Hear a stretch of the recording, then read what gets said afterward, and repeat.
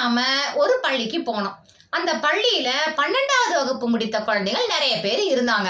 அவங்கள்ட்ட போய் அடுத்து என்ன செய்ய போறீங்க அப்படின்னு நம்ம கேட்டோம். அந்த குழந்தைங்க என்ன செய்ய போறதுனே தெரியலேன்னு சொன்னாங்க.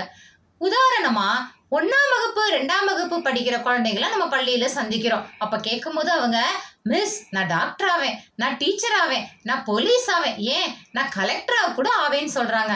ஆனா 11ஆம் வகுப்பு மற்றும் 12ஆம் வகுப்பு படிச்சு முடிச்சதுக்கு அப்புறம் அந்த மாணவ மாணவியரிடம் நம்ம கேட்டோம்னா என்ன ஆக போறேனே தெரியலன்னு சொல்றாங்க. இன்னைக்கு பார்த்தோம் அப்படின்னா நம்மளுடைய தமிழக அரசு நான் முதல்வன் திட்டத்துக்கு கீழே 144-17 அப்படிங்கிற உதவி எண்ணை கொடுத்திருக்காங்க. அந்த உதவி எண்ணுல இப்ப 12ஆம் வகுப்பு முடித்த மாணவர்கள் நீங்க அந்த தொலைபேசியில தொடர்பு கொண்டு உங்களுடைய மதிப்பெண்ணை சொன்னீங்கன்னா, உங்களுடைய இலக்கையும் சொன்னீங்கன்னா அதற்கேற்றாற் போல அவங்க நிறைய வழிகாட்டி தருவாங்க. உதாரணமா அவங்க ஏற்கனவே ஜேஇ, நீட் போன்ற போட்டித் தேர்வுகளுக்கும் கிளாட் போன்ற போட்டித் தேர்வுகளுக்கும் வழிகாட்டுதல் தர்றாங்க.